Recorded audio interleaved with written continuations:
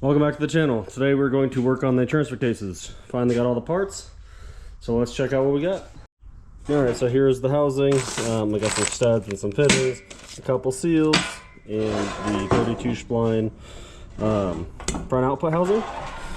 And then I also have a 23 spline input set up here that I can use instead of the one out of mine. But everything else off of mine should just drop into here. This setup has totally different shifters. Double shear, there's a pin that goes top to bottom and holds it, so it has a lot better shifting, as well as it's in the center, not off the side, and has a super long arm that can flex. And if you try to put this in high and low at the same time, it kicks the other one into neutral, which is really nice because I've done that on accident a few times with the Data 300. So I'm going to talk about the install of this, just how it goes, just film how it goes, and then also I'm going to talk about how long it is, just the size comparison between a Data 300 stock housing and this housing. Those are things I'm curious about, because with an Atlas like we're running in this build, the Atlas is a lot bigger than a Data 300, which for some chassis and buggy setups you can't run that. It just won't fit. So I'm curious to see how much different this is. We have a lot of stuff to figure out. We got to refigure out all our mounting, and then the shifter setup and whatnot. So let's get started.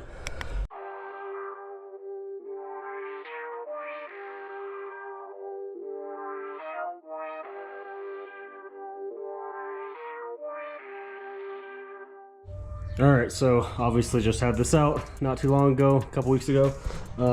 Everything's working fine in it. All my gears and everything look good, but the shifting is just a little bit, like I've talked about it a few times, a little bit not great. It shifts okay, like on gravel and whatnot. The rear shifter comes across from this side all the way over, and so it just kind of allows a little bit of flex, but also that rear shifter, it just doesn't have much fuel, and when it doesn't have much fuel, you can't really tell where you're at, so sometimes you accidentally go in high versus low, or high and low at the same time.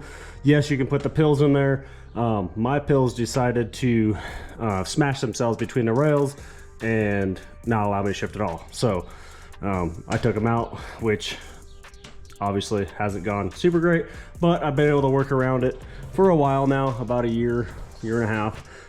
But since I've already pulled this out, let's just yank this thing out, and I won't show any of the process really. I'll just yank it out and start comparing to the other one.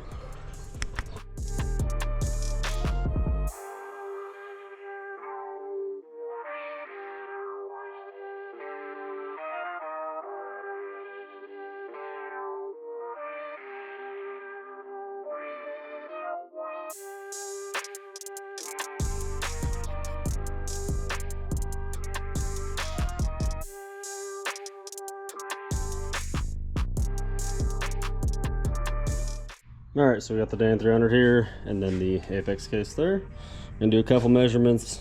I'm gonna weigh this one just I'm curious.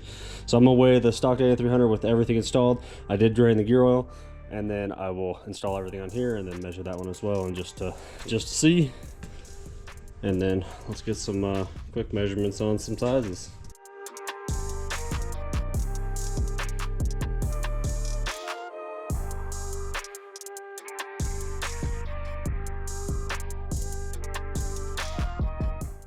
All right, so a couple measurements. The width, 16.5 on the stock Dan300, and that's from this little nub here to the edge of this side. This one is from the edge to edge, and it's 17, so it's actually a ½ inch wider.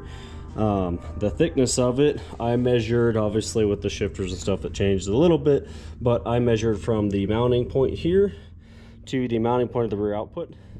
And that measurement is actually pretty much exactly the same. They're really close, within a 1/16 of an inch for the total thickness of it from mounting point to output. And then for height, the case without the shifters is 8.5 inches high. Obviously that's with my the cover I made on the bottom, so that might be off a little bit, but 8.5, and this one is 8. And then the measurement of the top of the shifters is 9.75 and 9.5. So it's actually really comparable overall. Being that this is a thick cast housing all the way around, I anticipated this one being quite a bit bigger than the 300, but it looks like it's actually pretty similar. So that's cool to know, especially for tight spaces. So let's get a weight of this one real quick, and then we'll build that, and then we'll do the weight.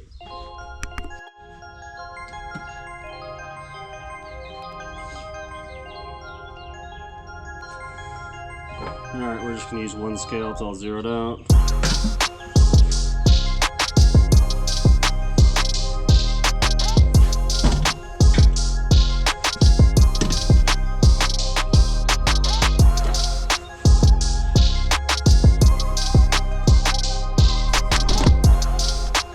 All right, so it looks like we're at 93-ish pounds, 94 pounds with the stock Dana 300 case.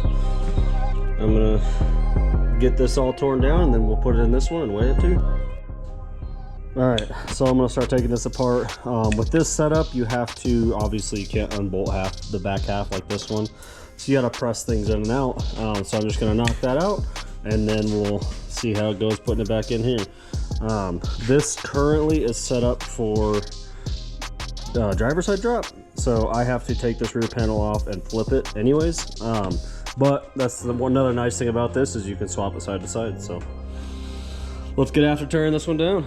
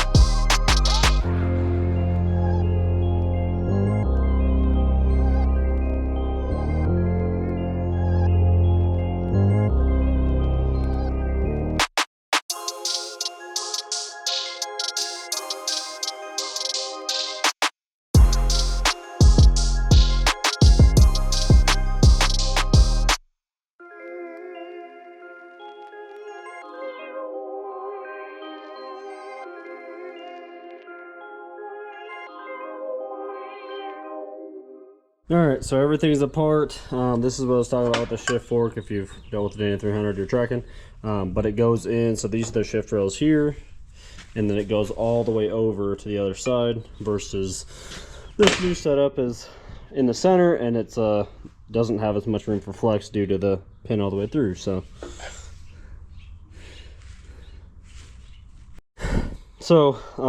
yeah, so this is all the way apart, as far as you can get it apart, and now you have to press the bearings off. So we'll bring it over to the press, and we'll press off this bearing this way, and then this one we'll have to press off as well, so we can get everything apart.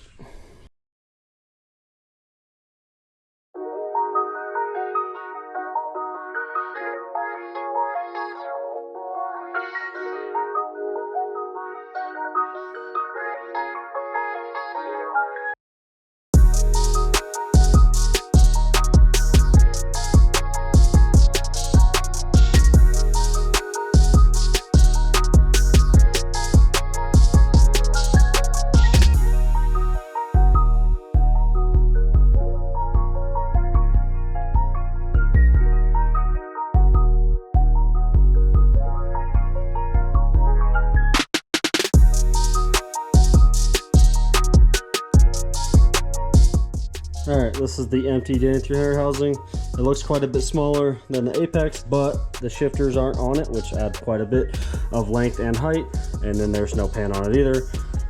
So the size is actually pretty comparable, which is pretty impressive, especially width-wise. We're darn near the same, which is gonna be nice being able to fit this into smaller places. So now we have all the parts here. There's a whole bunch of parts, and we got to put them all back together into this case.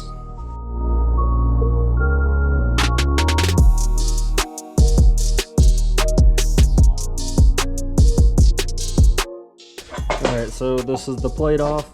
It was this way for my application. You just flip it, can be passenger drop. So we'll get to that. This is the shifter setup. You can see I'm not going to go in detail any of this because, well, I've never used it, but also they know they have all videos and stuff on that. But being able to, you can see the little cam here, and that's what knocks it out. So if you try to shift it the wrong way, it's touching there and it'll pop into neutral. So excited about that. And then this O-ring is going to be nice. Hopefully it doesn't have any leak problems. My Dana 300 like to leak randomly, so even after resealing it multiple times. But yeah, let's get this, start building this out. All right, so I thought I would just throw this in there. So this is all my gear setup. Everything is from Lomax. It's a 4-to-1 kit, and other than that, it's just stock parts. This is a stock pin off the Dana 300. So I'm gonna be using it. I didn't buy any of the Behemoth specific stuff. So yeah, well, that's kind of the cool part about it is you can just take all your gears right out of the 300 and throw it in here. So let's get to it.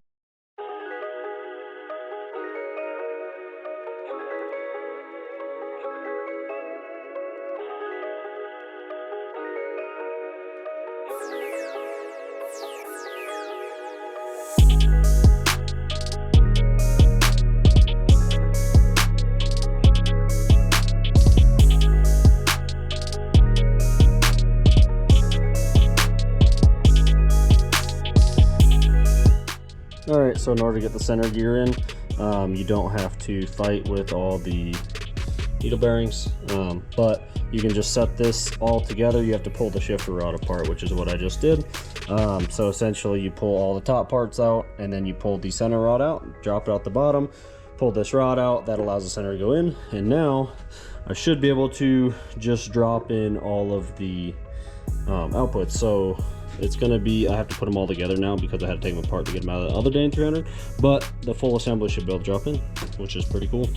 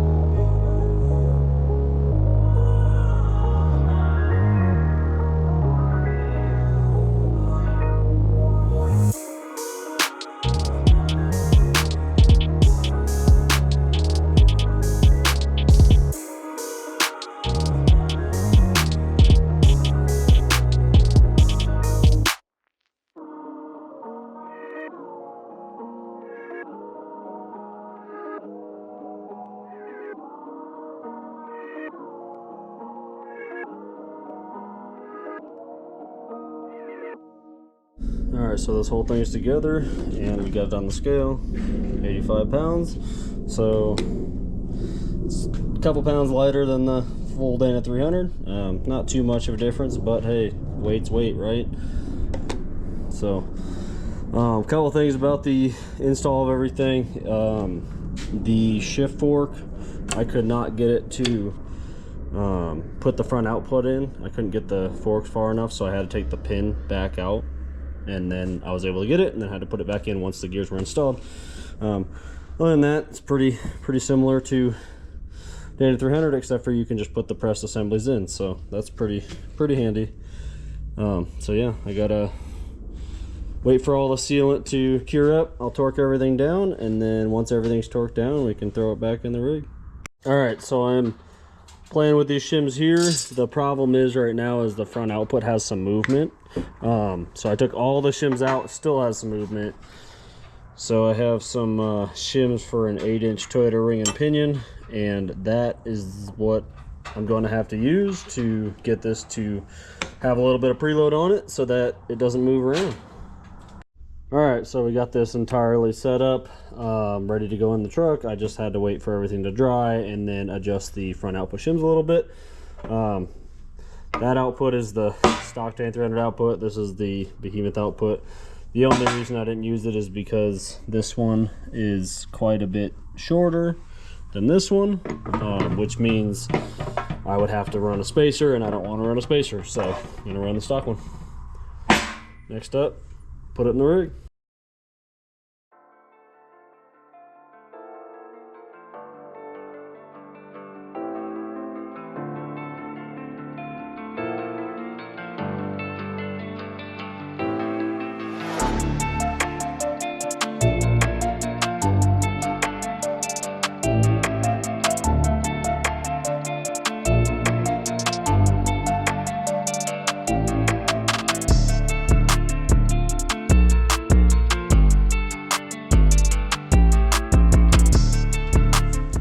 Alright, so I got all the studs started.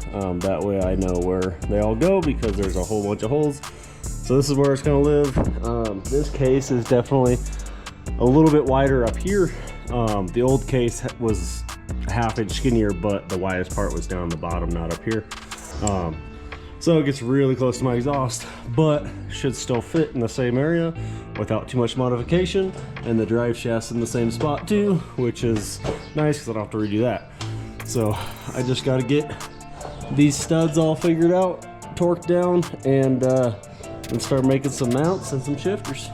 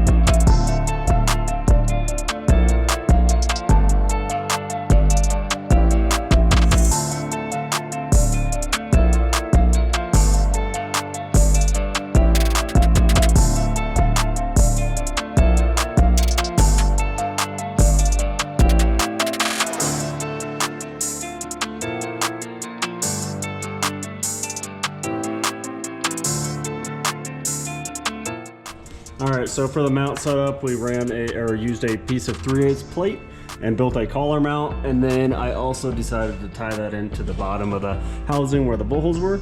Probably a little bit overkill, but should work well. So now we just need to get the skid plate drive shaft hooked back up and get the shifters built out. Alright, so for the shifters on this setup, we just ran a couple heim joints down to the shifter arms, and then made a couple shift handles out of tube and bolted it to the chassis with the heim joints that shouldn't affect anything. The old setup mounted to the transfer case itself in the same location, so I figured I might as well use the same location.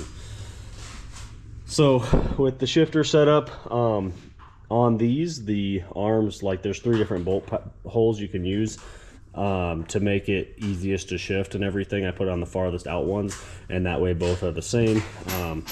It actually works really good. Right now it's a little bit, crappy weather to drive it outside and show you, but it's just really nice.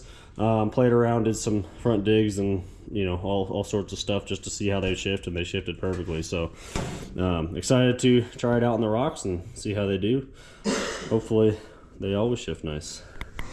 For the pivot arm, I made it a little longer so that the throw would be a little bit shorter on the shifters. The throw being out on the wider arm was super long, so now it's pretty nice and short, which is what I want because I didn't want it to be in the seat or into the dash. But we'll get this thing tested and then we'll do some reviewing. So far, review wise of the transmission or transfer case install itself, everything went pretty smooth and I'm liking it so far. No leaks, which is a big plus. Fits pretty nice for the same spot as the J300.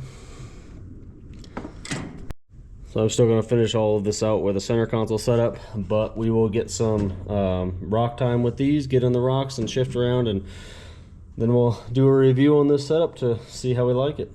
Thanks for watching.